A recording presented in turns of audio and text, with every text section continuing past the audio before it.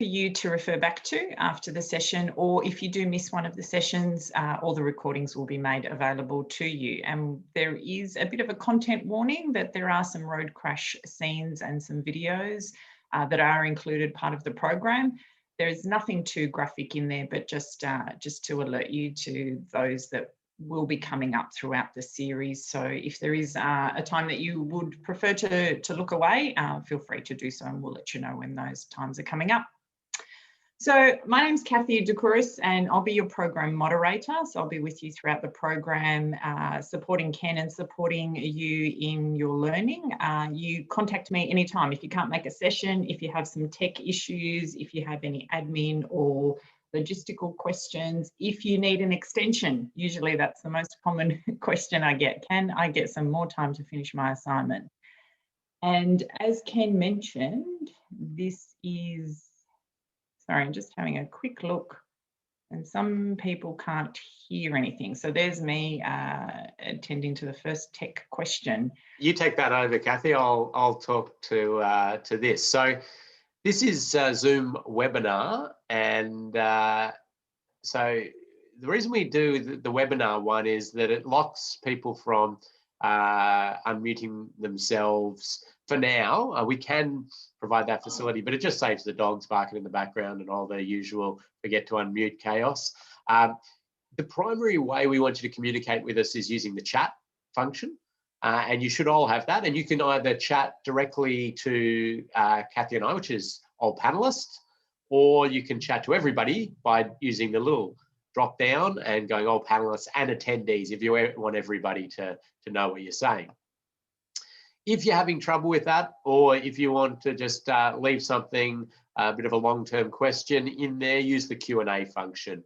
But some people may not have access to the chat. There's just a few firewalls that do that. So the Q&A we also monitor as well. So use that if the chat's not there for you. Now, raising your hand is the way that you alert us to the fact that you want to say something. You want to actually talk, and we encourage that. So you raise your hand, and then we give you the ability to unmute yourself. And then you can discuss things with us. So feel free to do that if you really want to talk about a specific thing. But do contact Kathy. Kathy's details are there. And if you've got any challenges, tech issues, or the like, and you've got your memory stick and Moodle as backup with the slides in there. Kathy? Oh, well, I'll jump onto this. This is me.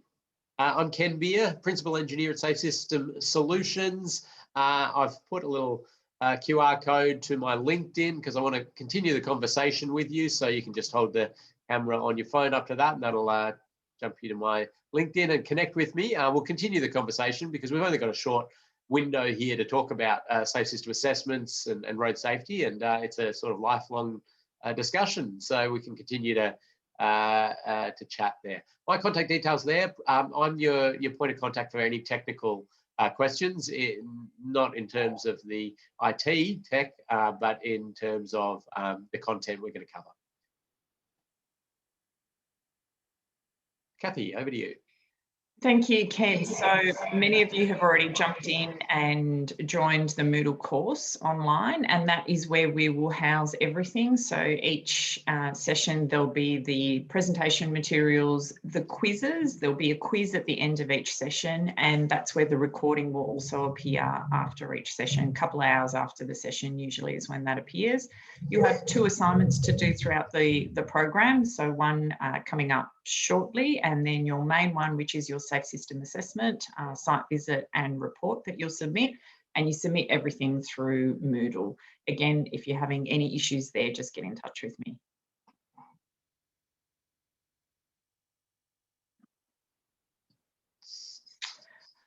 Wally the Wombat, is that who we're looking for, Ken? So yeah. To make sure that everyone is nice and attentive throughout the whole program, which I'm sure you will be, you need to count the number of times you see this particular wombat sign, and you need to submit your answer in the quiz question, so multiple choice quiz questions at the end of each session, and you will, so that one there isn't counted, but all the rest of them are throughout the program. So keep your eye out for Wally the Wombat, and just keep a scrap of paper or something and keep count of how many times Wally appears. It's one of your quiz questions. And in order to successfully complete, you need to attend at least 4 out of the 5 live webinars. And as we said, all of them will be recorded. Complete all set tasks, which includes all the quizzes, the 2 assignments we mentioned, and achieve an 80% pass mark on everything. And you get lots of attempts, so don't feel that if you can only have a go once. You get up to 3 attempts on the quizzes and one-on-one coaching if you need for your assignment. Good. Thanks, Kathy. And if you've got any questions about the logistics or the running of the course, probably good to put them in now. Any confusion, you should be able to type into the chat. And we also like to give away prizes along the way. You'll see Kathy's in the prize pit there. And we are going to give away prizes along this journey. And basically the way you win a prize is you're the first to write the correct answer into the chat, or you turn up early to our sessions and you answer some of the quiz questions we have at the start. We do a little bit of trivia in the 3 minutes before the actual start time. So log in early, incentivizing you to get in early. You can win a prize that way, or you can win a prize by just participating. So look out for Wally. You've got prizes. You've got assignment quizzes, or you've got assignments, but you've got quizzes at the end of each session. So you need to be sort of noting the content we cover. And we have little polls and things along the way. So lots happening, lots for you to get involved in, and we're quite excited to jump into it. Thank you, Ken. Just a quick question that's come through is how to access Moodle. So you were sent an email from Safe System Solutions. So check your inbox for an email from Safe System Solutions or your junk mail, and that has your login and password. And that will take you straight into Moodle and you'll have access to the course that way. If you have any trouble after the session, just get in touch with me. Great. And if you have any questions that come up along the way, just shoot them into the chat. So Kathy monitors the chat behind the scenes, feeds me questions as we go, and so jot your questions in as you think of them. Don't wait until we ask and pause. Just type them in. Okay, before we get started, I think I'll just acknowledge the traditional owners of the many lands in which we're running this training. And it is many. We've got New Zealanders, Queenslanders, South Australians, Victorians. I don't think anybody, we've got Tasmania, maybe? Anyway, I forget. But New South Welsh. Oh, excellent. New South Welsh people. Good. Welcome, everybody. It's good coverage, and it shows that safe system assessments are certainly getting a lot of traction around Australia and New Zealand, being recognised for the value that they add. So it's a great opportunity for us to learn that. Within Moodle, you can introduce yourself to others and get to know people a little bit, as much as you can in these sort of webinar style sessions. But let me just contextualise safe system assessments very briefly. Now, this may be very relevant for some of you, and others at the moment a little confused. Don't worry, I'm going to get to all of this. But a lot of people have heard of road safety audits. They're very common. They've been around for almost 30 years now in Australia and New Zealand, and they provide this independent safety check for a transport project. There's also these design reviews. So that's somebody looking through the design, independent set of eyes, looking at the design, checking standards, doing, redoing calculations to check all of that. That's also adds safety value. A safe system assessment is this thing that covers off some of both of those and has quite a few other elements and ways that it's presented that's slightly different. So it is different. And the first thing is that a lot of people say, oh, we don't need to do safe system assessments. We do road safety audits, we do design reviews, we covered all our safety bases. Well, you've covered a good amount, and that's really important stuff to do, but certainly a safe system assessment is broader than that. And then there are things like safety and design, again, slightly different, which is about how constructible it is, can you safely maintain it, construct it, and decommission it and operate it. And then there's this thing called DDA, or Disability Discrimination Act, or it's termed slightly differently in different jurisdictions, but that's a check that the infrastructure can be used by road users of all abilities. Again, a different check, but there's sort of overlap between all of them, which we'll get into. But that's just setting a bit of general context. So keep those questions coming in, and I've got some slides to get through, and I tend to run through a bit of theory, then we have a little bit of a activity, and we sort of continue to progress that. But I do want to give away some prizes as we go along the way. But just let me double check there's nothing before we get started. I think we're good. We're good. Let's jump into it. Okay, so module 1. What we're going to try to cover here is the principles and elements and pillars of the safe system. We're going to look at kinetic energy thresholds for different crash types. We're going to explain the difference between traditional and the safe system approach to road safety, cite some different approaches to behavioural change and vehicle safety interventions, and give reasons why speed is a critical element of the safe system. So this is actually fairly broad stuff, and it's important to get our head around the principles before we jump into the mechanics of how to do a safe system assessment. A lot of you might be very familiar with the safe system approach from a principles perspective. I'll be talking about it from, I suppose, from the sense of how to do a safe system assessment, but also maybe challenging some of the ways that you've thought about even the safe system, or definitely road safety. So there's a Wally. So there is just me being nice and giving you your Wally count at the moment is 1. And that's the last I will help you out in terms of Wally counts. Okay, the safe system. The safe system has been committed to across all jurisdictions in Australia and New Zealand, and it's in all the road safety strategies. It's in the National Road Safety Strategy and the draft one that's just been released in Australia. And it's really the fundamental philosophy under which we operate to try to reduce road trauma. And we're going to delve into it in a lot of detail, and then provide you with this tool which helps you to assess how well things align with this philosophy. Now, the safe system is not that new, okay? In fact, Kathy, I'm going to give away a prize straight off the bat here for the person that can type in first the year that Australia, the federal government, adopted the safe system approach as the way we will, as a philosophy we will operate under to address road trauma. So type in the year, have a guess. First one to get it right wins a prize. And I gave you a little hint to say it's not that, the safe system is not that new. And in fact, this diagram we've got here is one of the first diagrams. It's the one actually that the federal government committed to back in the day. And it has some really interesting elements to it. And I'm going to talk about these because it's interesting to know where the safe system came from in order for us to understand where we're sort of going with it. Now, Kathy, has anybody got the got it, or we'll go with the closest? We've had quite a variety of guesses, everything from 1962. It's a little early. A little early, yes, but Mark was in first with 2004.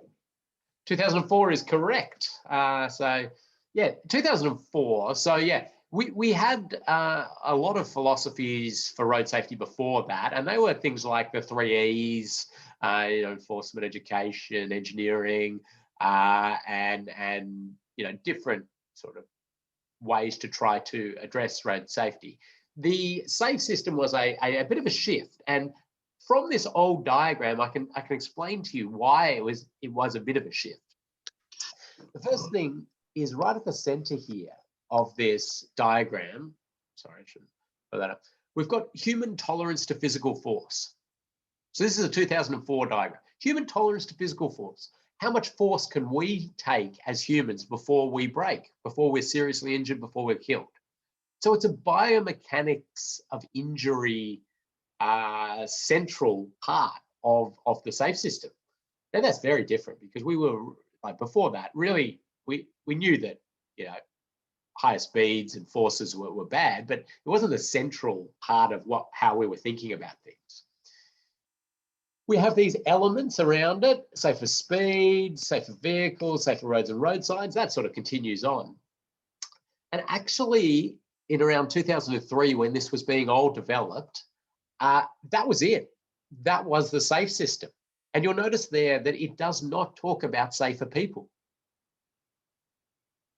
And the reason for this was that the philosophy was that we will make a system that is impenetrable to the people, if that makes sense. So humans who use this system and all of their quirks and failures and all these different people who do these crazy things or inappropriate things, we will have them in the system and it will not result in death or serious injury. Okay, so it's flipped that idea on its head to a degree to say we will, you know, back in the day we were saying we will eliminate all these behavioral issues and we'll eliminate mistakes and we'll eliminate people being inappropriate on the roads. The safe system says that's being human. That's our user. That's what they do. That's their DNA. We're going to try to create this system that is that caters for humans. And at the last minute, and this is generally seen as a bit of a failure by a lot of people, this little square and this little clause popped in there. Alert and compliant road users. And the reason some people see it as a failure is because it is this easy get out clause for everybody managing and operating the road system to say, yeah, they weren't alert or compliant. So that's what happens. And that is in direct contravention to the way we want people looking at road safety and the safe system, to say, no, what can we do within the system to make that not a death or serious injury? May still be a crash, but not a death or serious injury. And then there were lots of things feeding into that. I won't go into those because we're going to discuss that. Anyway, so then there was just lots and lots of different things that popped in. So we've got the, these different diagrams that came up. Some of you be familiar with that one. Some of you be more familiar with that one. This is all good stuff. And this is one that I will talk to predominantly. I just picked one. We could have picked any jurisdictions one. They're all fairly similar. And they all really have these fundamental principles that that are at the center here. The first thing is this, I suppose, fact that it's a human-centered design. I mean, the safe system is about an aspiration of zero death and serious injury on the road network. And you notice I say zero death or serious injury, not zero crashes, not zero minor injuries, not zero property damage. No, zero death and serious injury. That's what we're aiming at. You notice here, human bodies are vulnerable. I talked about that. That's a key principle, the amount of force that we can take as humans before we break. People make mistakes. Key part of the safe system. It says that we're dealing with humans. We must design our system for humans, and humans are fallible. We make mistakes. We do inappropriate things. And that's part of how we learn and how we evolve. Now, we need our system to cater for these. Now, don't get me wrong here. We don't want our system to encourage these things. We need to understand that they're going to happen and try to work out ways to address that. And we've got this shared responsibility. The shared responsibility means, okay, road users have a responsibility, but the system designers, and that's everybody involved in the roads, the vehicles, the legislation, the enforcement, the policy, the whole lot of it, we have the ultimate responsibility. So yes, there is that shared responsibility, but if a crash occurs, we need to look at where our system failed. If that crash results in death or serious injury, we need to say, where did our system fail? Where did our system fail that that situation could happen?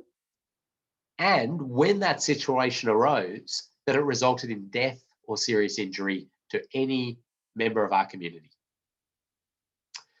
Then we've got these levers we can pull. We've got the vehicles and the safety features that are in vehicles.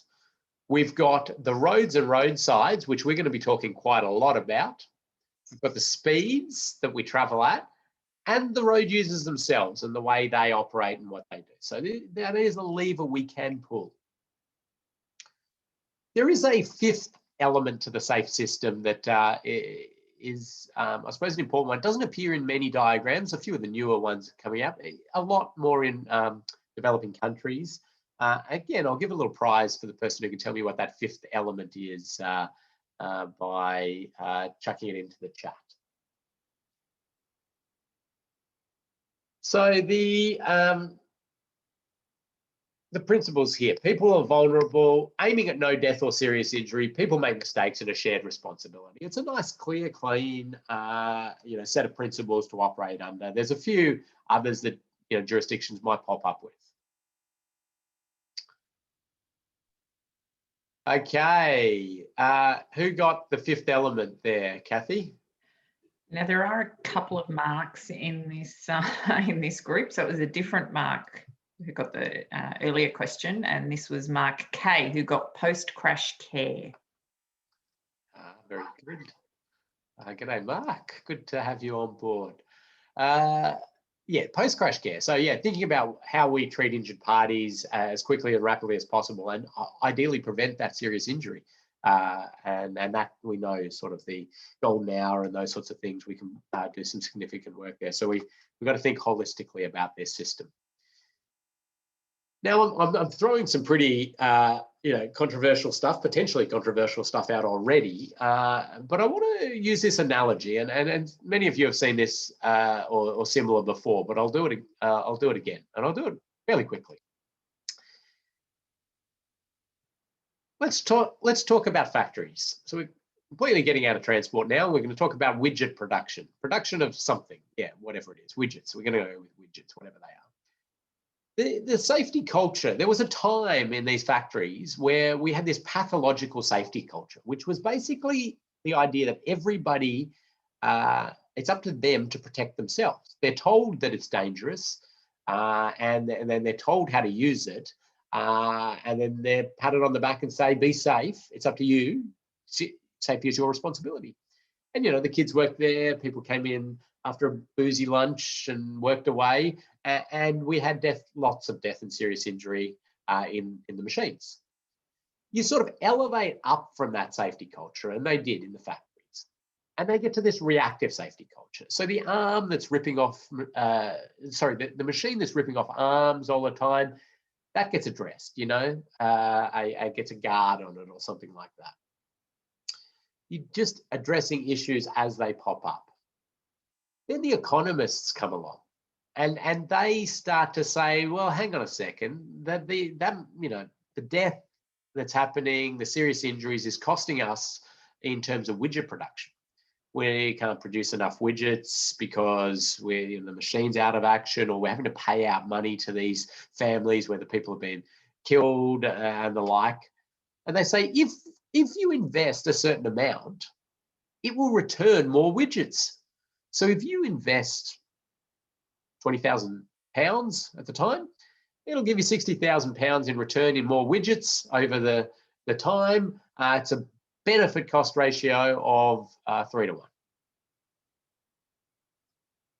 Then you elevate up from that, and it turns into this proactive safety culture, which basically says we need an exceedingly high standard of safety And we will produce as much widgets up to that as we possibly can.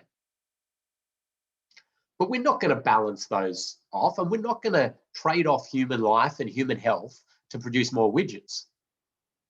Okay, we've got to set that bar, and then we'll work our system around it to get as much widget production as we possibly can. And then you need to continually invest in maintaining that high level of safety in the culture and the equipment and in everything like that. Now, obviously, you're seeing the analogy now with the transport system, and where we sit in the transport system, well, it's probably across quite a few of these. There's elements that sit in the pathological. There's a lot of elements that sit in the pathological. We certainly send people out onto an inherently dangerous road network, pat them on the back and say, safety is your responsibility. Good luck out there. Reactive, we certainly address those black spots, and we do that often in a calculating way by working out a benefit cost ratio. We do a bit of proactive stuff, and some of the jurisdictions are being more and more proactive, looking at whole routes, looking at systemic change across those routes, and trying to maintain those levels of safety. So there's a bit in each, but there is quite a lot sitting down in these areas. So what we want to do is get our system up into these areas. That is what we think of as a safe system. It can happen. It can happen from a system that is very open. Now, we don't think of factories and the like as open systems, and we immediately turn off our analogy because we say, well, that's a closed system, it doesn't count. Well, there was a time it was a fairly open system, but it just evolved up the safety culture ladder. Now, I'm going to give you a little quiz, keep you involved, and you're not marked on this quiz. This is just to keep you involved. The first question we've sort of covered. The second question we have not covered, so it's up to you to take a guess. So that should be popping up on your screen. If it's not, don't worry too much. Again, it might be a little firewall issue or something like that.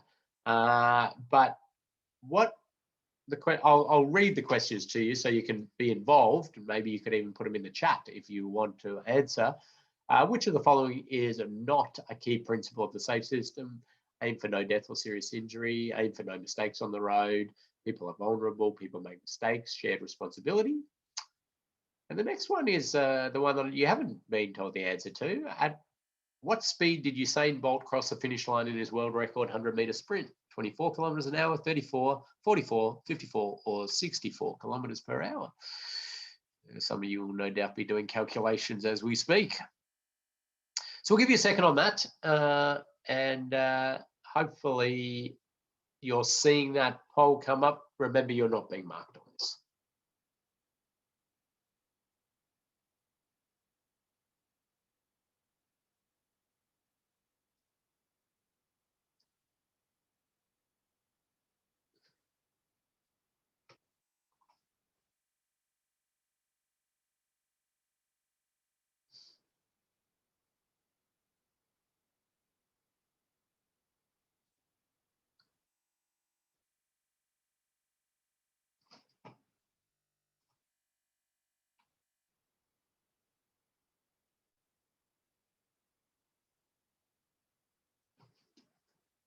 So the question that came into asking about the end of session quiz, the one you're actually marked on, that one is in Moodle. So you have time to do that whenever it suits you. I suggest you do it straight after the session if you've got time, because it's fairly quick and everything will be fresh in your mind. But that's in Moodle. It's not a Zoom. It's not a Zoom quiz. So don't get too concerned if for some reason you can't see it. Right.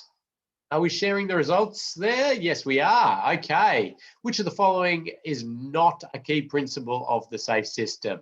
So aim for no mistakes on the road. Most of you are absolutely right. Okay, we are aiming for no death or serious injury. It's going to be a while away, but we are aiming for that. We're not aiming for no mistakes. We would love that. We just realized that we're dealing with humans. We're going to try and cater for those mistakes. And Then let's go to the Usain Bolt one. And again, most of you were correct. And the answer is 44 kilometers per hour. It is the speed that Usain Bolt crossed the finish line. So anybody who did a sort of average speed calculation may not have got there, a little acceleration to get going and the like. Why do I ask that weird question as part of this course? Well, this is the analogy I use, others use some different ones. But if we parked a car at the end of Usain Bolt's lane and he's running down there at 44 kilometers per hour and he slams into that, will he survive? Well, the answer is probably yes. And he'll probably recover to lead a normal, healthy life. He'll hurt himself a bit, but the odds on he'll recover. We plant a big gum tree at the end of his lane and he runs smack into that. Again, it's just within the tolerances of his body. And in fact, that's how we evolve. We basically have a structure as humans to run into solid things off the speed of our own legs on flat ground. Now, of course, we got very inventive and created things that propel us way faster than that. But let's have a look at cars hitting pedestrians and some general curves. And there's a lot of work that continues to happen on these curves and getting more and more refinement. I use these ones, they're a sort of simplified version. And we see here that down the bottom, we've got collision speed. Now, this is the speed of impact, speed of the vehicle hitting the pedestrian. And over here, we have fatality probability, the chance that pedestrian will be killed. And you see here, it's very low, and it starts to exponentially kick up around that 30 kilometer per hour mark. That's where things get really serious, really quick. Small changes in speed after there get really, really bad. Now, Usain Bolt, there he comes in a little bit higher up there. That's because he's the Hulk of a human and he can withstand a lot of force. And this curve is for the entire population. European study. So that's passenger vehicles hitting pedestrians. Now, we know we can survive this sort of stuff. Hopefully this streams for you. Well, there you go. That's what we're designed to handle. Now, he went on to win a gold medal. After he'd recovered, he broke a few ribs. But they're the speeds we're designed to withstand. Let's look at another crash type. And this is a right angle crash, a T-bone crash, you might want to call it. And what we're talking about here is the bullet vehicle, So that's the term we use for the vehicle that does the damage, does the striking. This, in this case, would be the target vehicle. So the bullet vehicle speed here is, you see, around the 40, 50 kilometer per hour mark is really where it exponentially starts to kick up. If that bullet vehicle speed is going above that 50, things get really bad really quickly in terms of increases in the speed. The target vehicle is maybe it's just come out of a side road or something like that. And it's really the driver's side strike there or passenger side, if it's from the other side, they're the ones that get that we're talking about for the fatality probability. So around that 50 kilometers per hour is where things get really bad really quick for that right angle crash. And we have this for head-on crashes as well. And for head-on crashes, it's even higher. And that's because the front of a vehicle is quite well engineered for a crash. It's got crumple zones, airbags, seat belts, all working for that frontal impact. The side, not so good. We've got a few little measures in recent times, but still not performing that well. And this, you see, around that 70 kilometer per hour mark is where that exponential increase kicks up. And we see things getting really bad really quick. And that's 70 kilometers per hour for each vehicle. So a closing speed of 140 kilometers per hour, the actual impact forces on the individual occupants is a 70 kilometer per hour crash. It's the equivalent of running into a brick wall at 70 kilometers per hour in the individual vehicle. And if you're saying, not sure about the physics there, Ken, I point you at a wonderful Mythbusters episode where they crash cars into each other head on and then into brick walls with accelerometers, and they prove that point. In fact, Kathy, can we send that so people can watch Mythbusters on work time? There's nothing better than that. We certainly can, Ken. Just a couple of questions that have come through, if you can take those now. Yes, good time. Great. Is the driver-to-driver offset head-on any different with the probability? Wow, that's quite a question. So the ANCAP crash test is a frontal offset test. So the little diagram we've got here is a very clean square head-on crash. This data, and again, I've put so many disclaimers on these graphs but they're a generally good feel, is based on real world data. And thus there will be frontal offsets, there will be direct crashes and others. So yeah, I think you've got to take all of this with a general broad brush sort of sense. I'll show you a little diagram we've mocked up soon that reinforces that, but it's an excellent question. Prize for the person who can tell me the speed of the frontal offset test in ANCAP, just as we tick along with the other questions. First one to put that in can win a prize. Oh, okay. I know the answer to that one too, Ken, so that'll be tricky. Anyway. I'll monitor the chat. Okay. I'll have to actually double check that, but I've got one in my mind. I'm pretty sure it's right. Okay. There's another question, and this might be a similar answer to what you said earlier. Is the research on these curves around modern or older vehicles, or is it the vehicle fleet at the moment? So it's about 10-year-old European fleet, which is probably about 5-year-old Australia, New Zealand fleet. We lag a bit behind. There's heaps of work happening in this space. There's a guy at Centre for Automotive Safety Research in Adelaide doing his PhD, recreating these curves.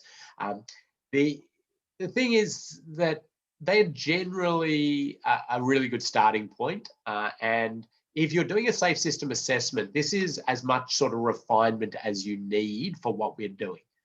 If you're doing really in-depth sort of 2-month studies of different, specific crashes and things like that, you probably need a little bit more. But for what we're doing, the purposes of what we're doing, this is a really, really pretty good starting point. And this is a single study, isn't it? This one? Yeah. No, it is. Well, it's from a single a paper that was produced. I'll send out some more information on it. I've got to keep moving on. So the frontal offset, 64 kilometers an hour, as I understand it. Not sure who got closest to that. Give it to Justine. Justine, yeah. I better double check that when I get a chance, but I'm pretty sure it's a 64 kilometers. So get a 5-star ANCAP safety rating on the frontal offset, 64 kilometers an hour, and not have death or serious injury forces to your occupant of the vehicle. So it's still not up at the 100 Ks we run a lot of roads at, is it? Come back to that. This is a very sort of mocked up idea that we have in terms of how you calibrate different crash types to different speeds that the crashes occur and different severity levels that are potentially going to come out of it. And so green being, the least injury to those involved, 4 being highly likely to be death. You see this sort of color graded scheme. Now we've got some numbers in here. Those are really important to us doing safe system assessments, and we'll come back to that. But you'll see that it's not a very, defined line here. It's this sort of graded color scheme because there's lots of, variability in this. We have general indications. But we see here sort of, I don't know, we can take anything. Side impact, no, car versus car side impact. Yeah, well, we're talking around the 50 kilometers per hour and things start to pick up. But if you have a pedestrian versus and a heavy vehicle is hitting a pedestrian and the forces and the overrun and these sorts of things, we know that very low speeds is when things are getting more serious more quickly. Anyway, this is a little bit of a guide for you. And now, disclaimer, you need to have some judgment with all of this stuff. So the traditional way we've approached road safety, and this diagram is to a degree the bane of my existence. And it's not because it's wrong, but it's because it gets shown so much in road safety spaces, and it's what people then want to do with it. And it's this study, it's crash causation study that happens about every 10 years. There's a big crash causation study, the world's biggest crash causation study. And, you know, they analyze each of the crashes in minute detail to understand what happened and all of these factors and come out with these things to say, well, human driver error or road user error contributes, and they'll always come up with a figure somewhere around the 85 to 95%. 95%, yeah. 95% of crashes are human error. And then, you know, the road plays a part in some of them and the vehicles play a part in some, and then they come up. And the immediate thing that we think as a result of that is, well, fix the biggest problem. I mean, if it's 95% of the problem, that's where we should be pumping all our money and our attention, isn't it? We fix that and we fix the issue. Well, finally, I suppose with the safe system at least, we've identified that just because it's 95% of the issue does not mean that changing the human is 95% of the solution. We finally realized that, in fact, these crash causation studies have been going on a long time, and we've been pumping a lot of effort into these changes. And we still see around that high 80% to 90% of crashes being human error. So what we want to do is alter the system around that human to mean that when they make those inevitable mistakes, the system caters for them and it doesn't result in death or serious injury. It's kind of counterintuitive when you know that the biggest problem is this human error to address the majority of your attention on other elements, but that's where we've moved to. Because humans are incredibly hard to change. Yes, it can be done. It takes a long time and a lot of effort, and you can get some change, and we should not ignore that. But we can get much quicker wins and bigger wins by changing a lot of the other elements of the system. And you'll always see this with the, you know, behavioral, the advanced driver training people quoting this sort of stuff and saying, oh, you know, human error or, you know, human mistakes and the like are the biggest cause of road crashes. And they're not wrong, but they're saying, well, we can fix the human. And that's, you know, it's a very hard thing to do. You might get little improvements, but fundamental changes is very hard. So what we want to move to is saying that these are system failures. The system has failed on us in the fact that it resulted in death or serious injury. Now, this I took out of the Austroads, one of the Austroads reports on catering for human error in the system. They had these little ones sitting outside. I prefer to see these right in the system. The system should cater for these in the sense that not let it happen in the first place. Like a car should not, or a motorbike should not let a driver go into these excess modes, which is things like, you know, 180 kilometers per hour, you know, through the streets and those sorts of things. I mean, like the technology is easily there to stop all of that happening. We just need some political will to make it happen. I'm not going to harp on about that. But what we want to see things as now is system failures. So when somebody falls asleep at the wheel, it's a system failure that if that results in death or serious injury. It's a system success if it results in them walking away from that. And human error in the transport system is quite a complex little beast. As I said, there's a whole Austroads report, like a good Austroads report. It's about 300 pages, and it delves into human error within the transport system, and it clearly spells out there that we've got slips, lapses, mistakes, unintentional violations before we get down to these deliberate violations, which are like I said, that high speed through the streets, or driving on drugs and those sorts of things, if it's an intentional decision to do that rather than a residual unintentional. The thing is that the media and a lot of areas like to focus on these deliberate violations. I mean, it's the good news story, it's the bad news story, but it's an attractive news story, I should say. And so a lot of the public and a lot of people in the industry believe that this is our biggest problem in road safety. These excessive speed, hoon style driving, the iced up person, mowing pedestrians down, these sorts of things. That is a significant problem we have to face in road safety, but it sits somewhere around the 30 to 40%, depending on the severity levels, probably around closer to 40 for fatalities, around 30 for serious injuries. The actual majority of our trauma out there sits in all of these other ones, which you can really almost say are just people, going about their daily business, people like us, and your family and your friends, going about their business, and something goes wrong. And it results in death or serious injury. And that's, so we're trying to prevent all of this within the safe system. This may need slightly altered way of looking at things, and maybe our infrastructure can only do so much. And we need to do some vehicle interventions, we need some enforcement interventions, we need some behavioural change initiatives. These sorts of things might be in some of this, and it might also filter into some of the others.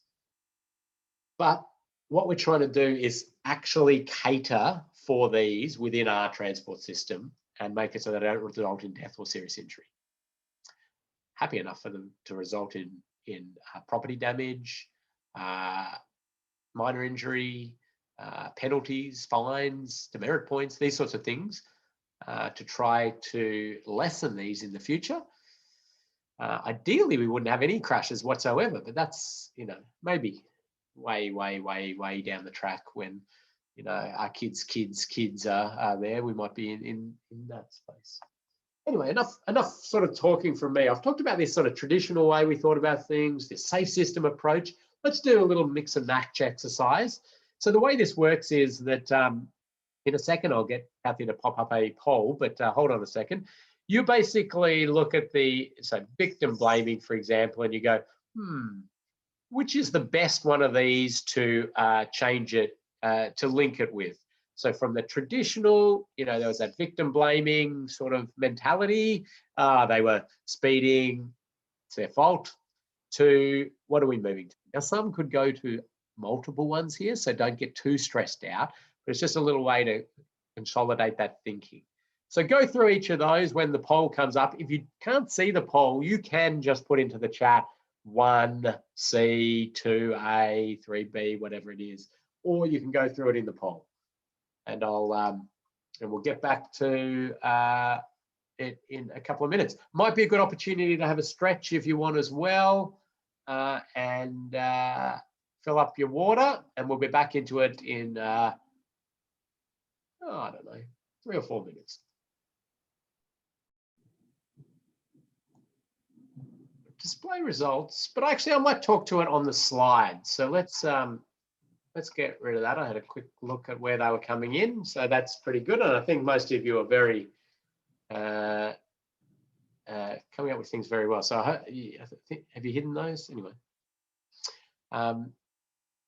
Let's jump back to the slides to answer this. So remember, some of these could go to different ones. It's about consolidating that thinking. Victim blaming, we're really now recognizing human error and minimizing its consequence. And we've got that shared responsibility attitude towards these things.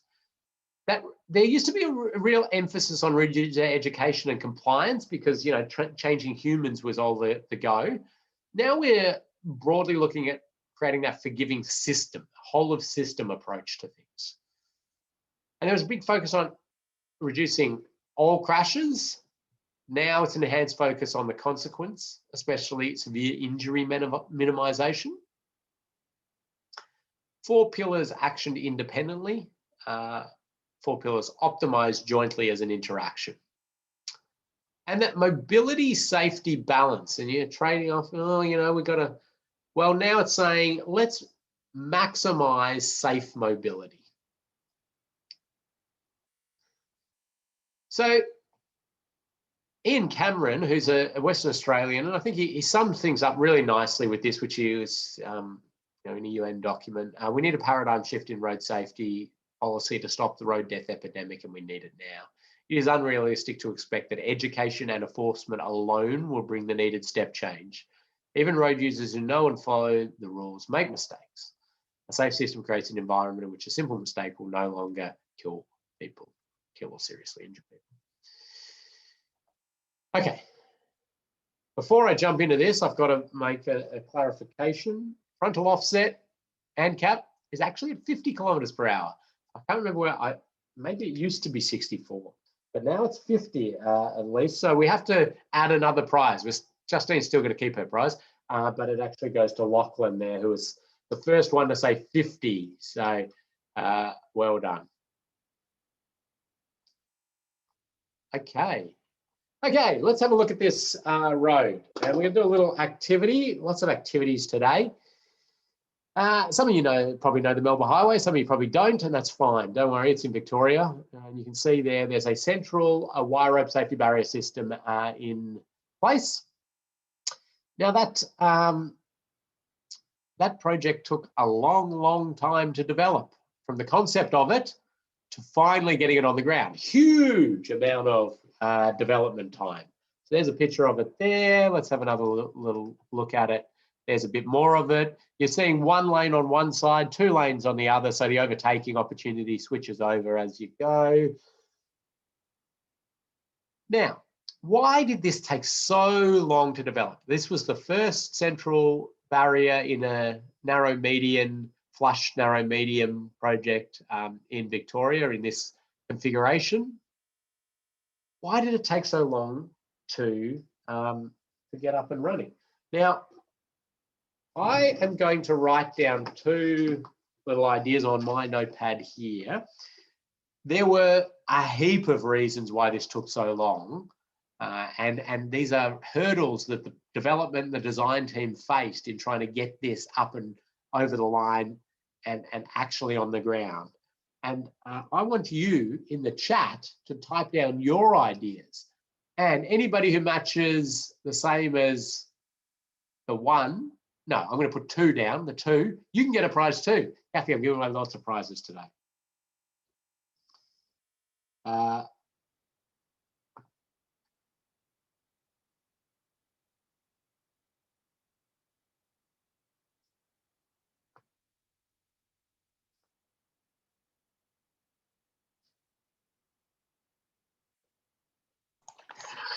Again, just to recap, what would you like people to do?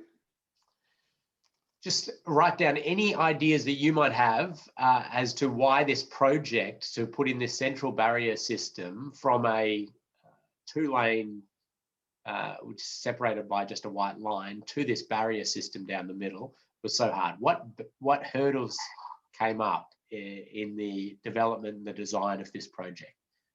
Oh, there's lots coming in already.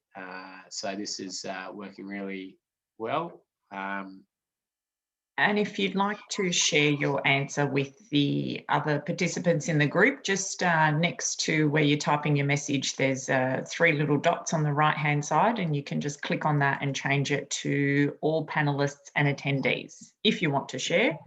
If you don't, you just keep it to all panelists, and Ken can see those ones.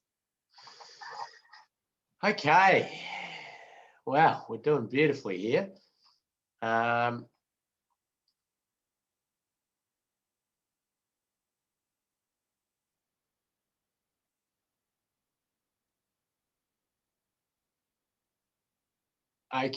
so I'm going to look at a few, and there were many, and let's just read through which ones came up. So we've got people here talking about motorcycle riders and putting barrier systems in the middle of the road, and it certainly did come up. And actually, I think you'll see in the next photo, one of the reasons that post protectors were put onto the posts, and it certainly came up. So yes, that was one. The dollars, yeah, absolutely. There was an economic challenge, and the dollars in widening and those sorts of things. Pushback from local community, absolutely. There was, and I was looking for a little more specific than that on why they were annoyed, but certainly it was. Maintenance, yes, absolutely. The ability to maintain the system in the middle of the road that will be struck, and also the ability to do maintenance on the carriageway, and how will you divert traffic around your site. So maintenance was one that was on my list. So anybody who said maintenance there, Kathy, Naomi was one there, gets a prize. Not to say it was the biggest issue, it was just the one of the many that I picked. Environmental and financial absolutely came up. And the second one that I'd popped down, deflection of the system into the other lane. Right, so some, Kathy, yeah, so that's come up there. So basically a wire rope system or any flexible barrier system will deflect. And this one will deflect into the oncoming lane a little bit. And so it doesn't technically meet the standards in what should be done. And that one took, well, that probably added a year to the to this project in terms of pondering and design committees and design exception reports and then philosophical discussions about this sort of stuff. So this is as a car hits at the post breakaway, the ropes engage and the vehicle will deflect a little bit into the oncoming lane. I'll come back to that in a second, but I'll just cover off what else. So anybody who had that gets a prize as well. Kathy, it's going to be a challenge for you to jot all these down. But certainly there's a few people who got that very much right. Lots of, it's almost like all of you have been involved in these projects. You're just coming up with all the right things, access points, and the ability to turn both ways, driveways and the like. Lots of people saying motorcyclists, the benefit cost ratio challenges, not enough people killed or seriously injured, people were saying. And yeah, the width of the road reserve, the audio tactile edge line and the noise. Wow. Okay. This is, there's a lot of good stuff there. And the point is that in a project like this, where I feel we can all see the benefits, hope we can all see the benefits of going from a white line separating 100km/h traffic to a physical barrier that separates high-speed traffic. The amount of hurdles and challenges we face in changing just what is generally accepted. Now, people will say, and this came up in the project, this project, oh, well, no, it's old hoons, or no, it's people falling asleep, you should build a rest area. Okay, so that might help out a little bit, and maybe we should do that in combination. But the idea of physically separating is, is the key in these situations. Now, the deflection into the oncoming lane and not meeting standards it just blows my mind. So we're saying that we can't put a barrier system in there that won't quite keep you without going a little tiny bit into the oncoming lane, but we're happy for it to stay as a white line. with no barrier. Well, this is going to work in 99% of the cases where people hit it and they're redirected before the oncoming vehicle. They hit it early on or the like, or even if they hit it and they deflect at maximum, it would require a vehicle to be running, fairly close to the center line, which they don't do. There's a whole lot of reasons why it's still going to be an exceptional performance. But people, because a standard existed, they took off their common sense glasses. It was completely abandoned. And we need to, in order to get these changed, we need to look at common sense characteristics of this. The thing, though, that we need to acknowledge is that every one of those points that you're bringing up, and there are lots of them now, we need to treat those each with legitimacy and respect and work through them and come up with either reasons why we get a better outcome for society by doing this, or ways that we can alter it to cater for these challenges.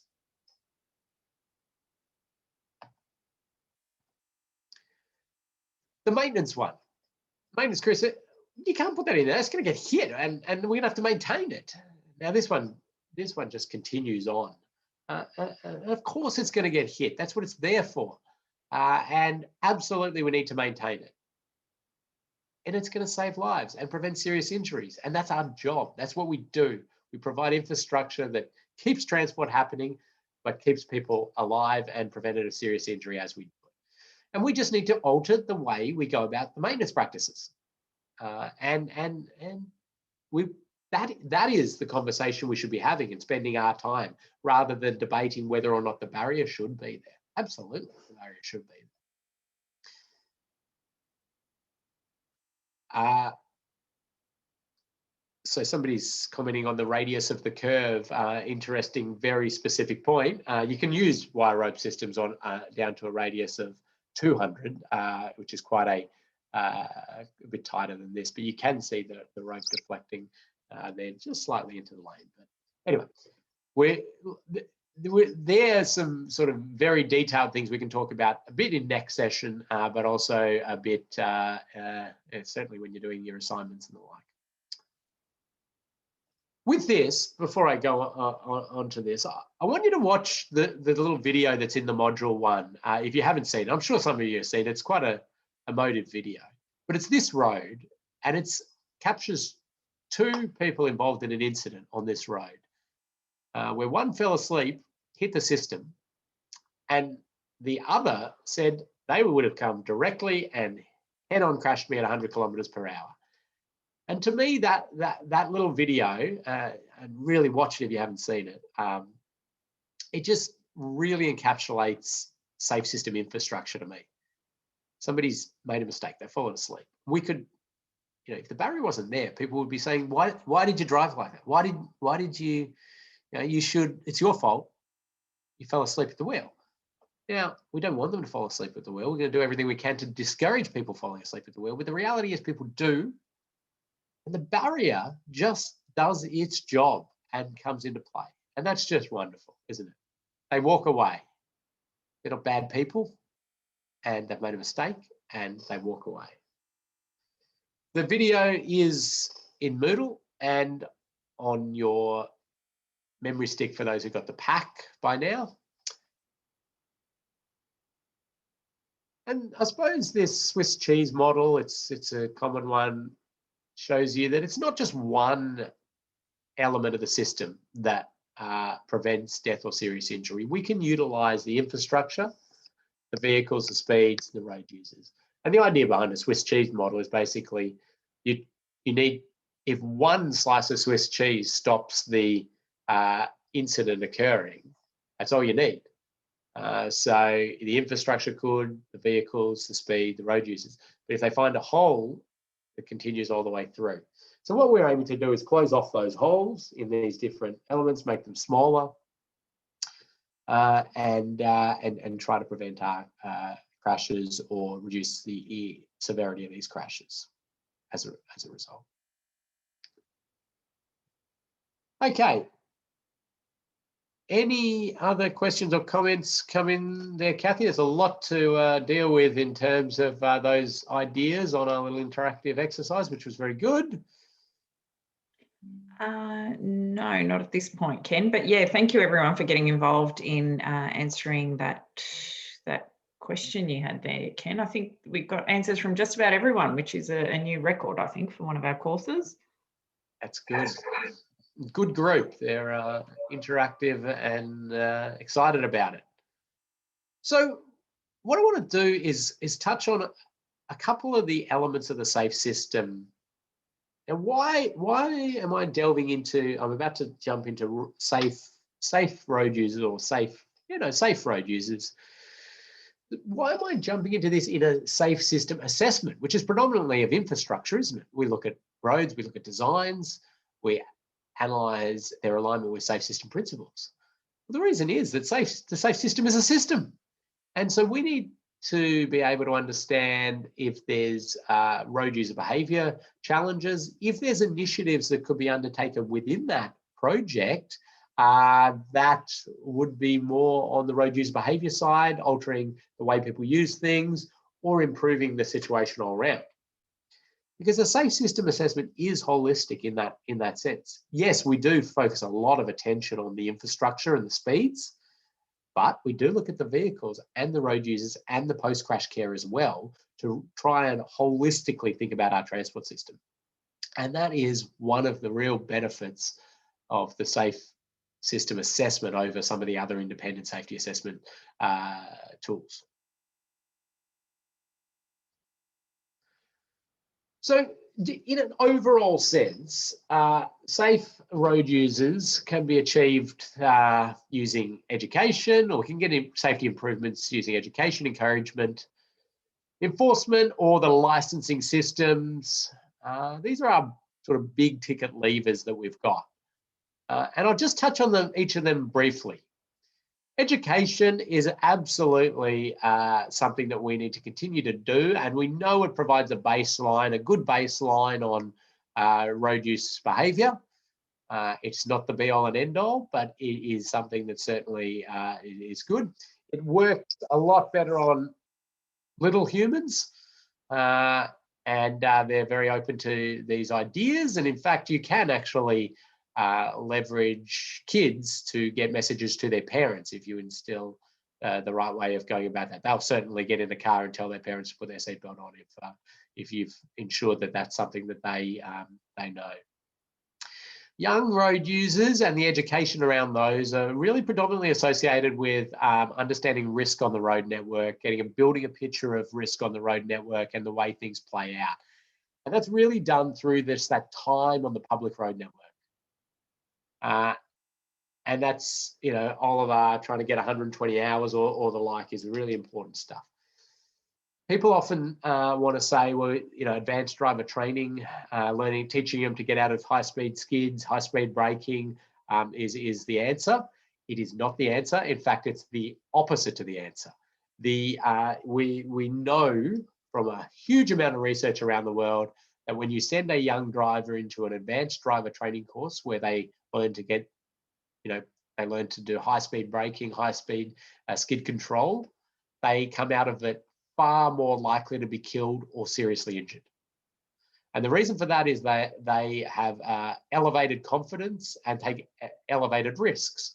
And the very small increased skill they have is swamped by that increased risk. So don't do it. There are types of training, sort of defensive driving style training that can be beneficial, but it's more of it's done in a classroom than on any part of the road network, because it's about understanding how not to get in risky situations. When you talk to the public or you talk to people about risk on the road network, the idea of talking to an individual about their risk is known to not actually be that effective. It's actually the most effective to people who don't need it at all. So the highest risk people, the people we're trying to address, are not impacted by us saying, don't use your mobile phone to drive because you will be killed or seriously injured, or it increases your risk. Because they go, not me, I only do it when it's safe and I've been doing it for 10 years and I've never had a crash. I'm fine. So what you need to do is you need to look for levers to convince people to alter their behaviour that are not specifically their safety. As I say, there's a lot of people who will be influenced by that, but they're generally the safest people anyway. So this guy using his mobile phone, and this is a lovely little ad from the Transport Accident Commission in Victoria, and the police basically saying, if you text and drive, your kids are going to text and drive. That is a big influence on people texting and driving, because they certainly can't trust the kids. They can trust themselves, but they don't trust the kids. So these are the kind of levers, and it plays across speed management, like speed limits, for example. Gee, you go out to a community and you say, we would talk to somebody and say, yeah, no, we're reducing this because, for your safety. They're like, my safety? I've been driving this road for 40 years at that speed and I've never had an issue. It's the other people you got to worry about. But if you talk about, say, the community, others, even wildlife, there's some good research to show that people are more sympathetic to a speed limit reduction for the protection of wildlife than they are for the protection of humans. Whatever gets that speed down, I'm okay with in the right circumstances.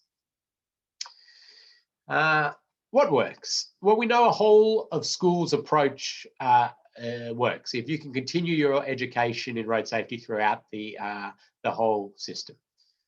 Combining it with other partner activities, the police, the road authority, the educators, is a nice holistic approach to road safety. There are a lot of motivated people in the community to improve road safety, and we have a responsibility to direct them at the things that have an evidence base that we know actually work. The classics of investment by community into things we don't know work are things like advanced driver training, where people spend their hard-earned money to send them on something that increases their risk of being killed or seriously injured.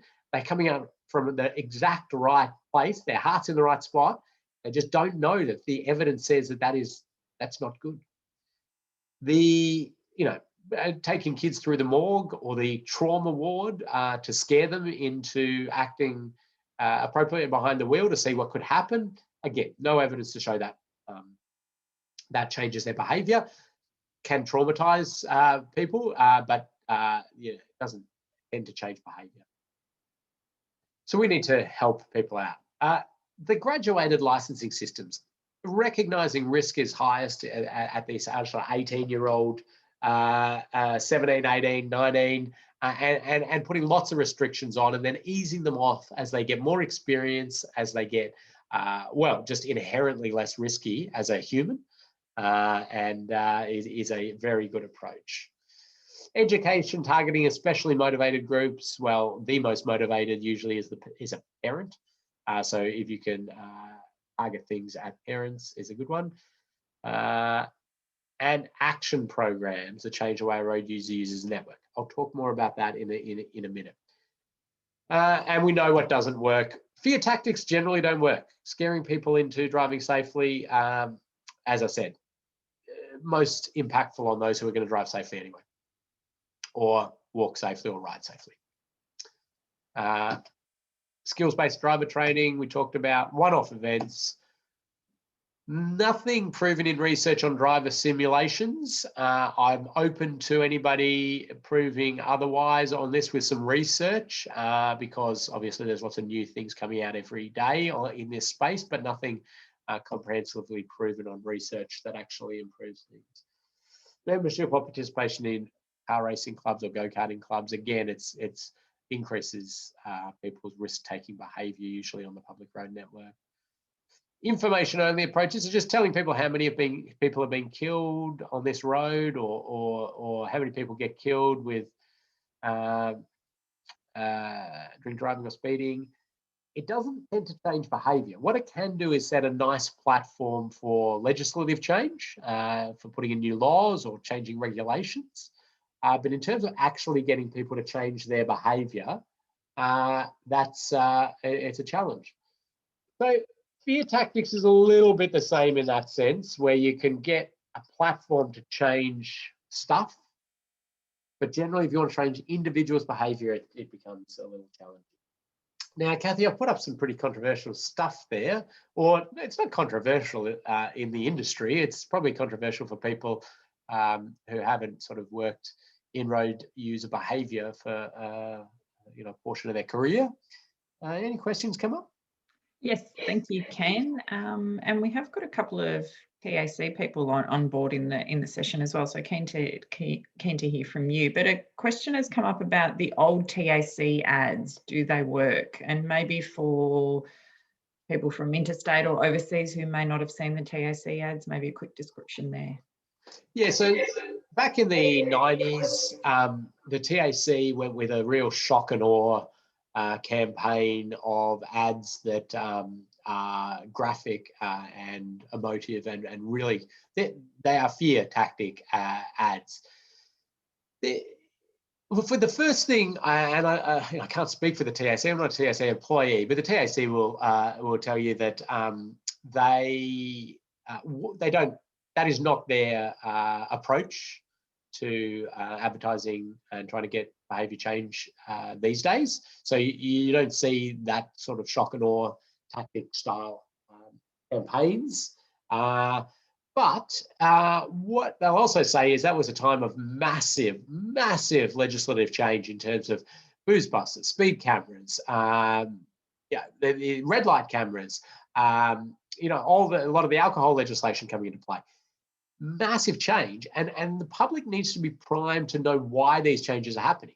So the fear tactic ads and the campaigns are maybe not necessarily changing the specific individual behaviors, but what they are doing is letting them understand why they are now going to get big fines if they drink drive, if they because there's that fear, societal fear that these things could happen. So that's where it can be useful.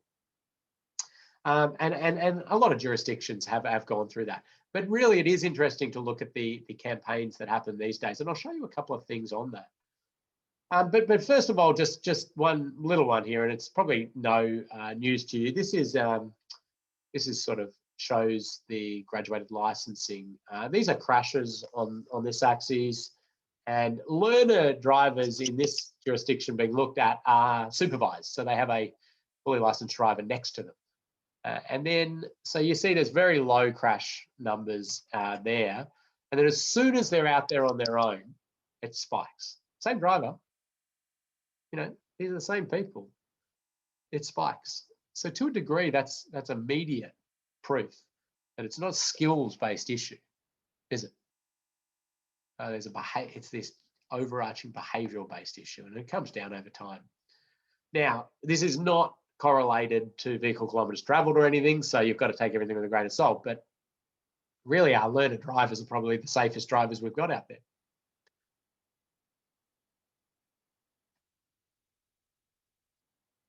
Encouragement, I think, is an underutilised resource we have in road safety. Incentivising people to drive safely is something we certainly can do. And we know that there's some evidence to show some of these incentivising campaigns work. The most obvious and simple one appears to be the fact that you say to somebody starting out in their provisional license phase, if you have no demerit points, when you get to full license, we'll give it to you for free. You don't have to pay your $700 or whatever it is. Seems to actually have a quite a good effect. Also, we know things like incentivizing people on travel speed and those sorts of things can be effective. It's a little more complicated how you do that. Also, advertising that specific behavior. So instead of just saying drive safely, no, saying take a break every 2 hours. That's more specific and more effective. The way you can kind of get people to remember messages is quite complex, and there are just amazing people out there to do this. And you really want to be talking to the people who can sell things like bottled water or cigarettes or things you just think are unsellable, but they manage to make people, want these things. And we want to engage with these absolutely brilliant creatives to try and come up with these things. And they'll tell you that sort of hard to analyze, are we getting road safety effects? We can understand the recall, like do people remember ads? Do they remember messages? Comedy tends to work pretty well in that, some of that recall. And we want to move all of this to sort of changing a culture. And to illustrate some of this, you can have a look at some of the little ads that I've put into, again, Moodle and on your memory stick. Just showing some of the current ads, some of the ones where they've tried to use comedy to get him on board on some of this. But you'll also see a lot of ads that talk about things like the elements of the safe system. You might have seen this one, which is originally a New Zealand ad, then it was copied by New South Wales, and then it was copied by South Australia. This is the South Australian version. But it's talking about other people make mistakes. There you go. We're starting to leverage off that. A little bit shock and awe-ish, that this ad, and go and have a look at it after the session. But it's talking about others making mistakes, and you need to cater for others. Not trying to say you are a bad driver or you are risky. No, others are. So let's do that. Amazing initiative by the TAC to try to talk about this other element of the safe system, human tolerance to physical force. It's a key principle of the safe system. But how do you talk to the community about how much force we can handle before we break? Well, many of you have probably met or seen Graham. Graham's a life-size sculpture and is the only human who can survive on our road system with the forces that are enacted. So he's a sculpture, amazingly interactive for the kids and the like. But we need to talk to the community about some of these elements of the safe system. We're seeing more and more investment in these sorts of initiatives, actually trying to genuinely talk to the community on an intellectual level and trying to get them on board with understanding the system and how we're going to alter the system. Before I jump on to enforcement, has anything come up there, Kathy? I see lots of flashing going on in the chat, so I assume people are some great comments in here. There's a Queensland road safety ad called Slow Down Stallion from a few years ago, so we might find that and pop that into Moodle for people as well. Joel was shown TAC videos nonstop for a full class in Year 9, so that doesn't sound like much fun for Joel. And Chelsea's commented on the TAC have progressed on from the scare tactic type campaigns to more emotive campaigns as we all learn more about how to change behaviour. And Waka Kotahi is still running the Slow Me Down ads. Okay. Yeah, and I think Chelsea's captured that well. And as I say, it was a different time back then, and a lot of legislation trying to be passed through a government and those sorts of things. So certainly, but it's a different approach these days. Enforcement is like this underpinning bed to what we do. Underpinning bed? No. Anyway, my analogies are all mixed up there. But the police and enforcement agencies will never say that they are the everything in road safety. They provide one sort of service within this larger system. And we need to be strategic with our enforcement effort, and there are always limited resources, and where and how you deploy them to the most risky areas is important. Specific and general deterrence. So specific deterrence is basically you've been fined for doing something, you won't do it again. General deterrence is the notion that you could be fined for any of these things, and so you act appropriately around those. And the best systems are a specific and general deterrent sort of strategy approach to enforcement. And visual presence plays a big part in all of that as well. So the enforcement aspects when you're doing a safe system assessment can come into play, and it is really wonderful in a safe system assessment to talk to the highway patrol, the local police, the police managing the area that you're looking at, to understand what's going on out there, what are the behaviours, but also what could be constructed or built or altered to help them do their job or for their job to be more effective. And this is starting, hopefully, for you to see that when you're building a road project, it's not just that in isolation. No, people are going to use it. People are going to try to do enforcement activities there. Different vehicles are going to use it. We can encourage different activities and behaviors. So it's very, I suppose, you can be very powerful in an infrastructure project beyond just the barriers or the concrete or the line marking or the signs or the like. And we need to remember that. And a safe system assessment pushes us into that thinking as well. Speed cameras, red light cameras all work very effectively, and they're controversial, as you can imagine. Point-to-point speed cameras tend to work really quite well and be perceived as fairer. That's the one where you get the average speed. So they take a photo of your number plate at 0.0 and another photo at 10 kilometers down the road and work out your average speed. So those are quite well received, and every jurisdiction uses those for all vehicles except for New South Wales, who only uses them for heavy vehicles. But so in enforcement, we've got wonderful technology available. I really think that the alcohol interlocks is really refined, smart legislative process. And the reason for that is that if you've got a recidivist drink driver, somebody we know is going to do that, the approach to take their car off them, to give them a massive fine, to eventually lock them up, spirals their life further out of control. Okay, to give them fines that they have no anywhere near possibility of ever paying, to take away their car, which may then be their only access to employment or to get their kids or whatever it is, it only sets them up for further law breaking and the like. If you can control the specific behavior that is causing the challenge, like the alcohol interlock, which you have to blow into and be 0-0, and then you can drive, and version sort of 2.0, we finally worked out that you have to make that randomly beep again, and they've got sort of 5 minutes to do it. So to stop other people blowing into them and letting drink drivers drive, that's a practical challenge.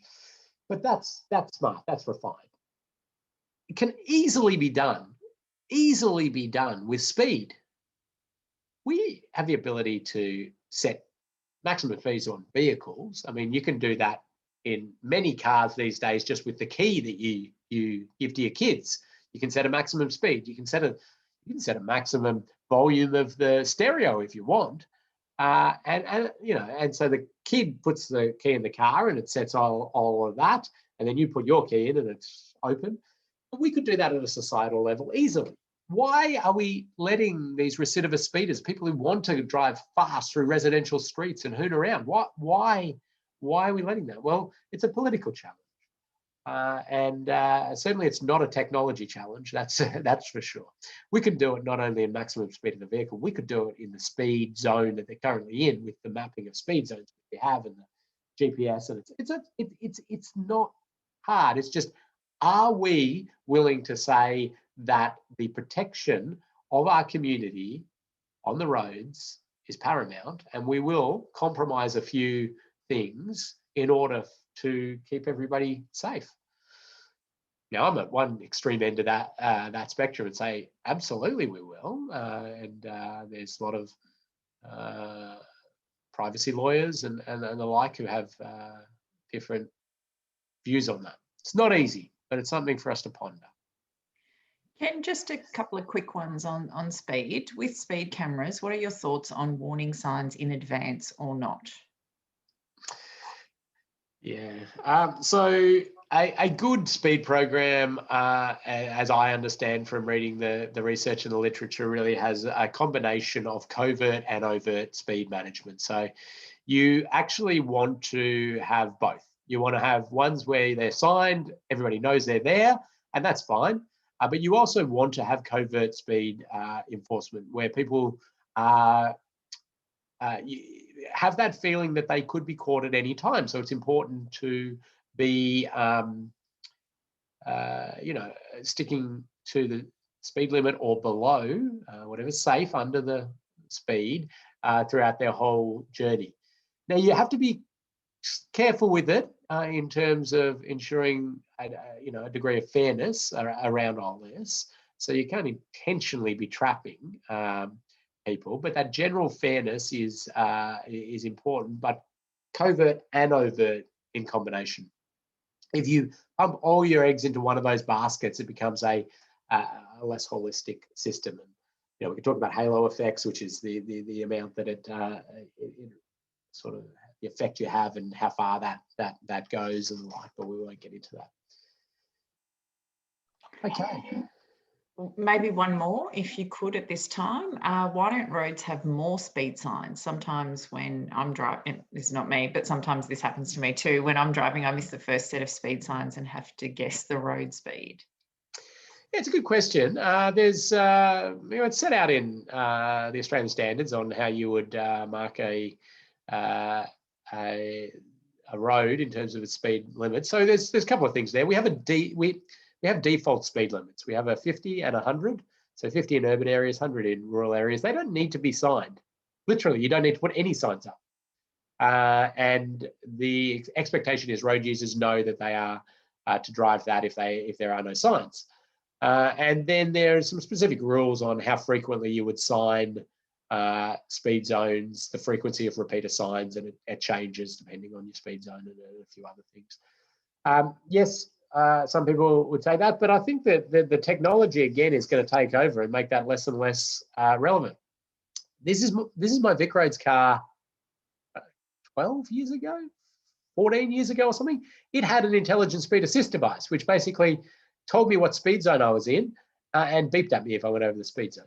Of course, I wouldn't do that, except for accelerating onto freeways where it thinks that the speed limit starts on the freeway, not on the ramp. But anyway, so this is there, and almost all cars now off the production line have sign recognition or some sort of speed system that'll tell you what speed zone you're in. So we're getting more and more of that. But yeah, the signage is important.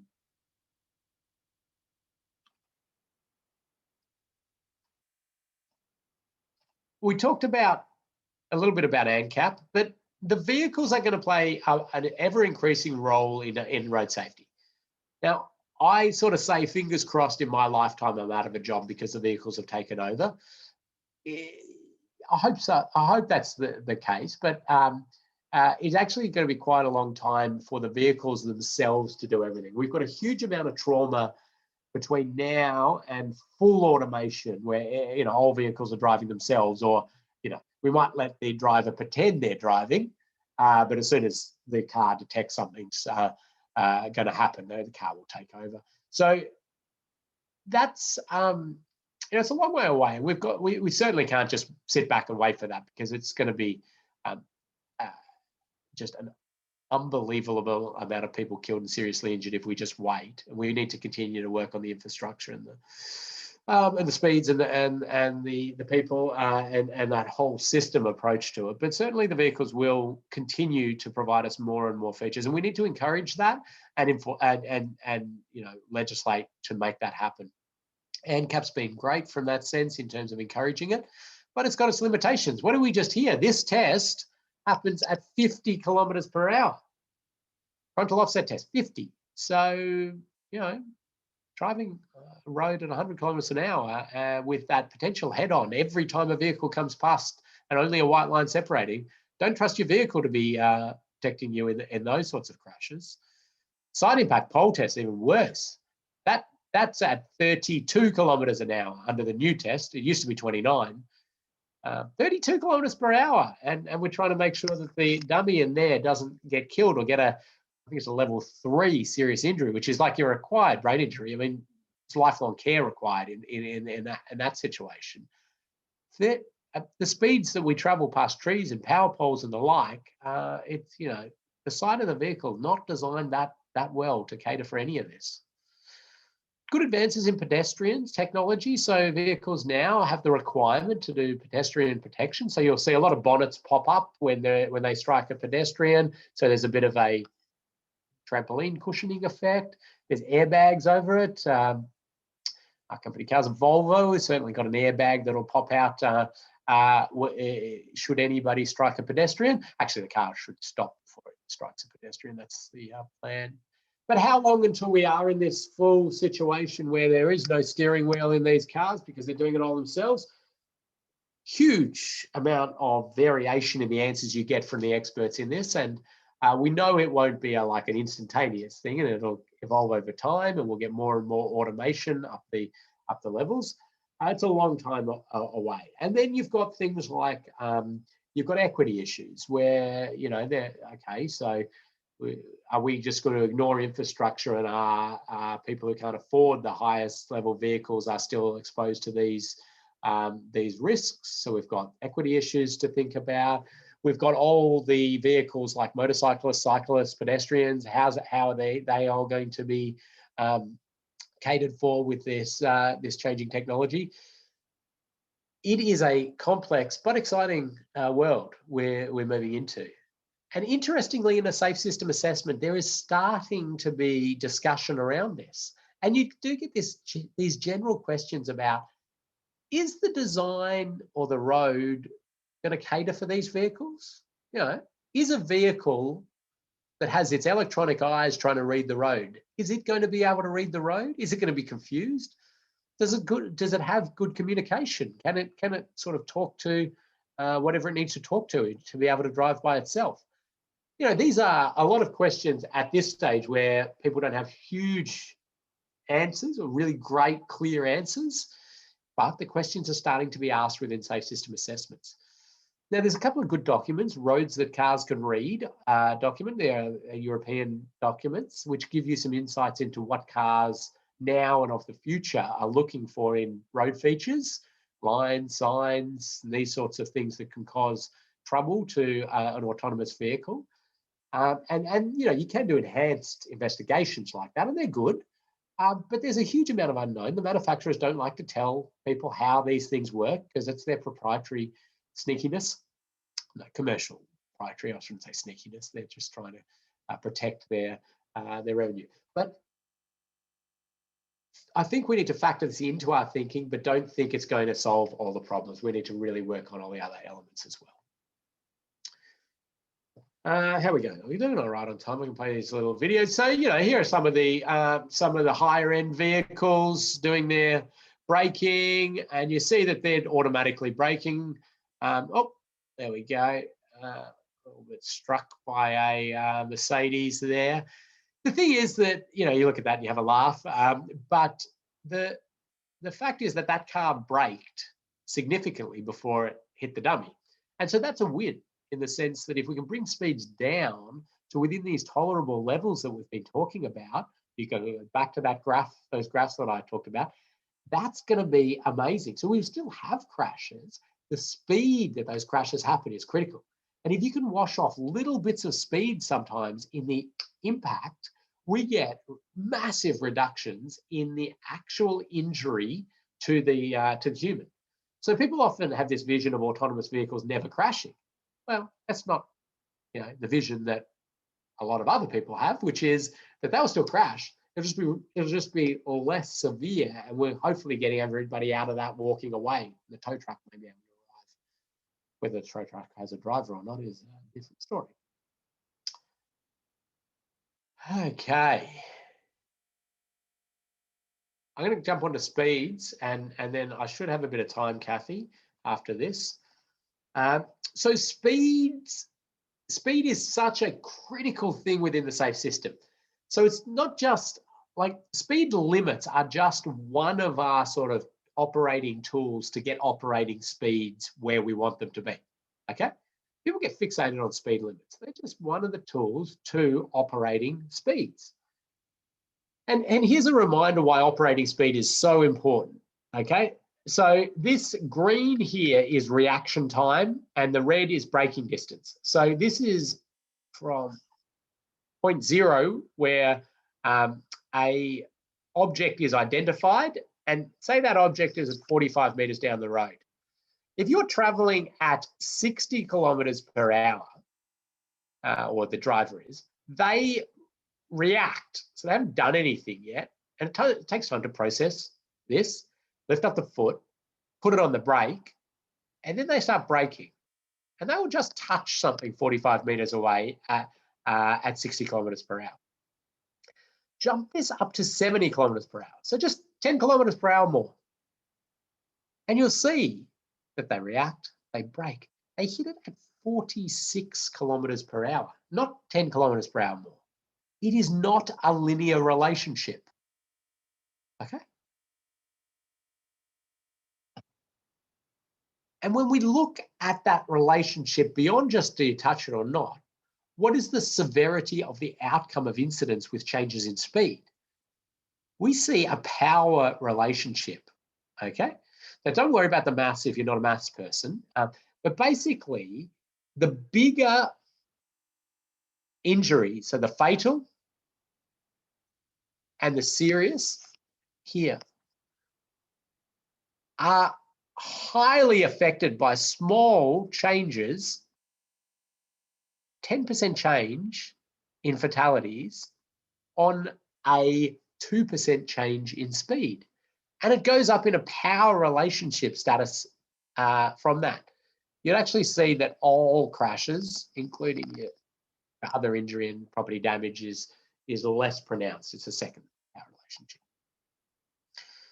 So what this is saying is that small changes in speed can have massive impacts on reductions in fatalities and serious injuries. And speed is so critical. These are operating speeds, remember. When we talk about speed limits, though, the public gets all sorts of crazy. A lot of the public do, and it's in all directions. I grabbed a couple of attitudinal survey results for different things, but this is just a simple question. Lowering the current speed limit would reduce the crashes on the road. Well, we're seeing about half of the people say, that ain't true. The red is saying, no, don't believe that. So there's a bit of a challenge. This is Tasmanian data, so you take it for your own jurisdiction and alter it. We know that females are far more accepting and smarter in this sense, because we absolutely know, like, there's unquestionable evidence that lowering speed limits will reduce crashes. That's so well researched and documented. I mean, there's random, very occasional circumstances where it might not be the case, but overwhelming, it absolutely is. Anyway, I suppose this question, though, gives us maybe a little insight into where we might be able to leverage a few things. Lowering the current speed limit would reduce the severity of injury when a crash does occur. So at least we are seeing that the majority of the public understand basic biomechanics of injury and speed and forces, although we've got a significant portion, again, of males who can't quite grasp that concept. We don't seem to have our head around that. But there's a lot of interesting diagrams. I was just updating the Austrade's Guide to Road Safety Part 3, which is speed and speed management. And a diagram we put in there was to really reinforce it was this one out of, it's a Swedish diagram, but essentially it says you've got your vehicles, you've got your roads, and you've got your road users, and they're all ticking away, and we can do things with those.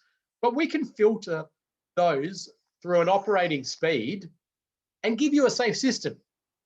It does not matter what these are. We can create a safe system. The challenge we've got is, are we going to be accepting of driving 50 kilometers up the Hume Freeway or down Highway 1? There is an expectation that our transport system moves people and goods in a reasonable manner. So this is where we're in quite a conflict. We can get that safe system with any road vehicle and road user based on an assumption that we can alter operating speed. Now, the analogy I like to give is that the best safe system we have is actually a racetrack. I mean, the infrastructure is designed to cater for the speeds and crashes that happen. The road users are alert, compliant. They know what they're doing. They're highly trained to know this. The vehicles have all the safety features you can imagine. And as a result, there is very low death or serious injury. It does occasionally happen. They go into an area where there's vulnerable road users like the pits. They go slow and we'll stick to that slowness. And we see generally, I mean, these are exceptionally safe environments for what they are. And so the speed is not, you can have high speeds. And so a safe system is not all about lowering speeds. It's about appropriate speeds for the infrastructure, the vehicles, and the road users. And we certainly know that you can get a really good operating speeds through speed limits and or infrastructure. And explaining why a speed limit's in place is really good to help with acceptance and compliance. And protection of vulnerable road users generally well accepted. But speed limits are hugely controversial. Time-based are another great way to sort of have a gateway into it, not a physical gateway. I mean, like a gateway drug, I suppose. Get the public more accepting of some of this stuff, and we can see that. I better pause there for questions before I do a little rapid run through just a couple of things, which we touch on start of next month. Terrific. Thank you, Ken. There's a question here about an old fleet of vehicles in New Zealand with some real poor quality vehicles on the road. What carrots and sticks are there to get people to upgrade a vehicle that is at least a higher safety rating when there isn't a lot of money in some communities that need a vehicle? So this is before getting into a conversation about autonomous and electric vehicles. Yeah, it's a good question. And it's, I mean, there's lots of different sort of government look at interventions to buy back bombs or, and crush those. So that is an option to think about where your national investment goes in terms of trying to increase vehicle safety. It's a real challenge in terms of equity as well and social disparity and those sorts of things, because you really can't sort of, if you go hard mandating on some stuff, it can change things. So I'm not sure I have the best answers. There's probably some better policy thinkers out there in this group, no doubt, who could come up with other ideas. But yeah, so I'm not sure that helps too much. Thanks, Ken. The Victorian government's recently announced a pilot program to buy back old vehicles in regional areas, so that could be an example.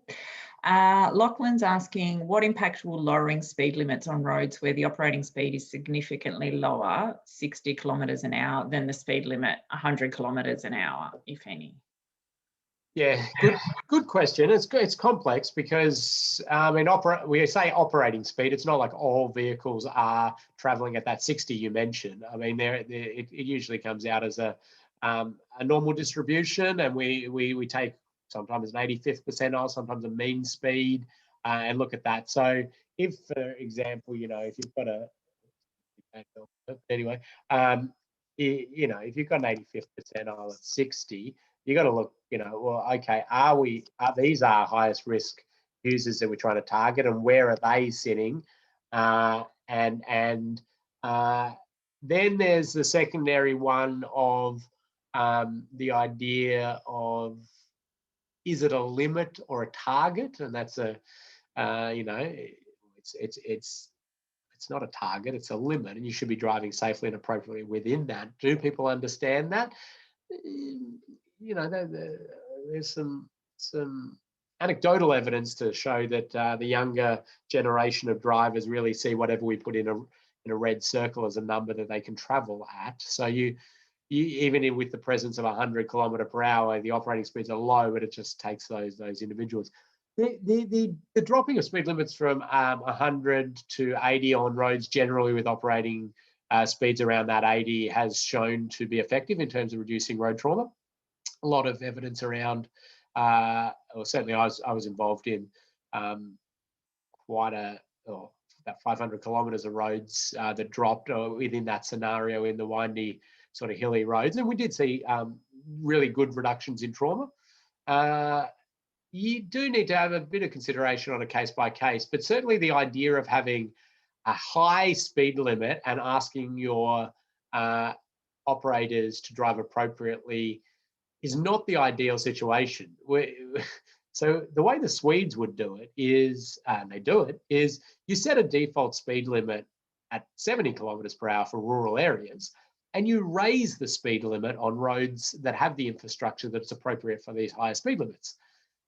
We are in this situation where we have an inappropriate for the majority of the network speed limit, and we try, we fight tooth and nail for every single one of those to come down.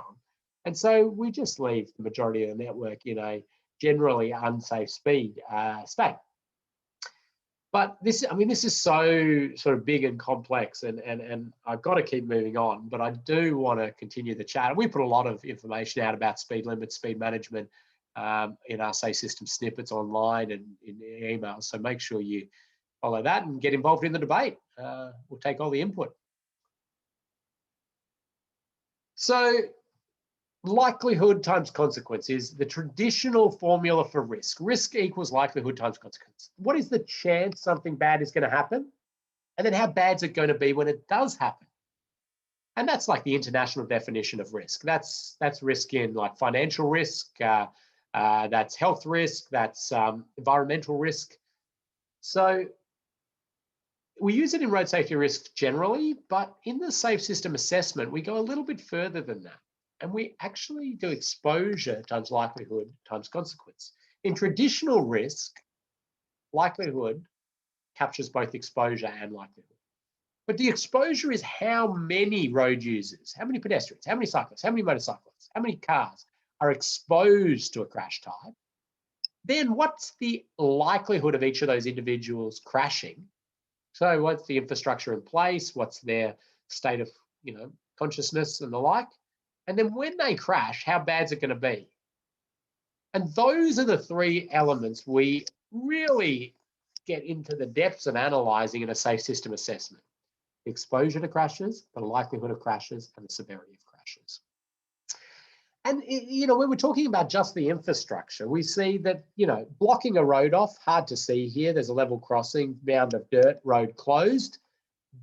If nobody's exposed to that level crossing crash, there is no exposure to the crash. Likewise, if you can take a road user group away from the crash, so this separated facility, the cyclists and pedestrians are not exposed to crashes with passenger vehicles because it's a dedicated facility.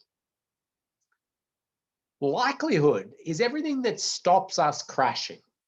And, so these can be signs, line marking, audio tactile, sealed shoulders, wide center lines, all this good stuff. Traffic lights, they're a likelihood factor. They reduce the likelihood of crashes. But none of these things are doing anything for the severity of the crash when it does happen. The severity of the crash, you need to influence the speed, the angle, or the protection road users are wearing, or the weight and mass of the vehicle involved. And you can see here that slowing vehicles through a conflict point like a raised intersection would be one way to reduce the severity.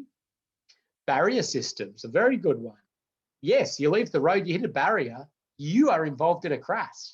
So the likelihood of crash is high, even maybe higher when you install the barrier system. But the severity is so much lower. I'm not going to do quiz because I think we just ticked over time, and I'll just check if there's any final questions to cover.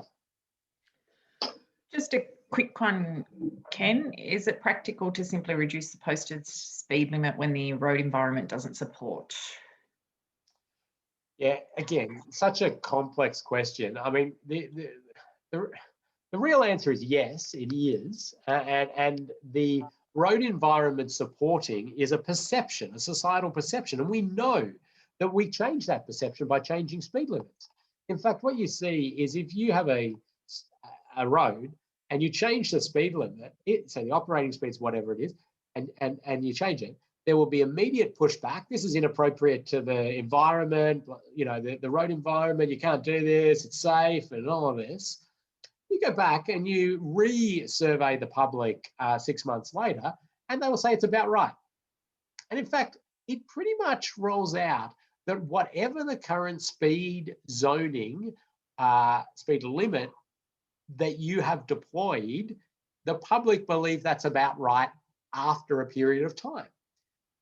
Okay, so because we survey the public on speed limits all the time, right? And we know that they always generally say it's about right. But we've gone from a default 60 kilometre per hour. We've introduced school speed zones. We've done all these other speed, reducing techniques. It's about right. So we always think, oh, we've got to cater for what's appropriate, and we create what's appropriate. That's us. So we can alter that. Now you need to be tactful in how you do it. I've got lots of tricks and techniques for that, which we can chat about if you like. But I think we're running out of time for today. Sorry, I got lots of exciting. I get passionate about some of these things.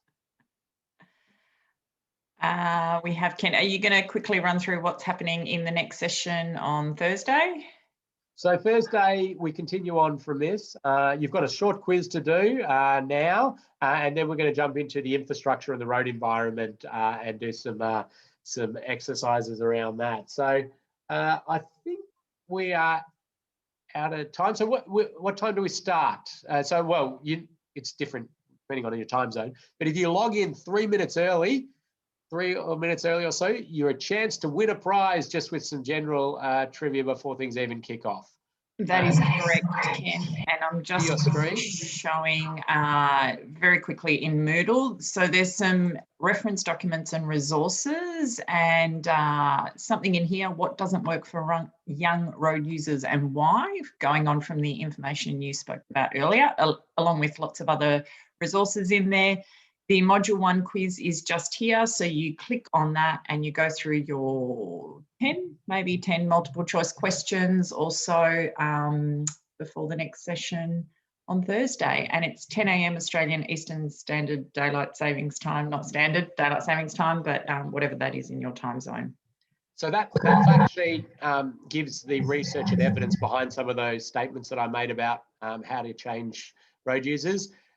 You've got 3 attempts at everything in this course. If you do your first attempt and you really find it all bad and horrible and scary, get in contact with us. Organize a one-on-one chat with me. Phone me up, whatever it is. We'll work you through this. We want to get you up to that benchmark, and you will get there. And we're happy to give you as much one-on-one coaching as you need in order to get you up to speed with all this. We've gone a little bit over time. I apologize. Thank you. Get in contact if you've got any questions. Do that quiz, and we'll see you at our next session. Thanks, Ken. Thanks, everyone.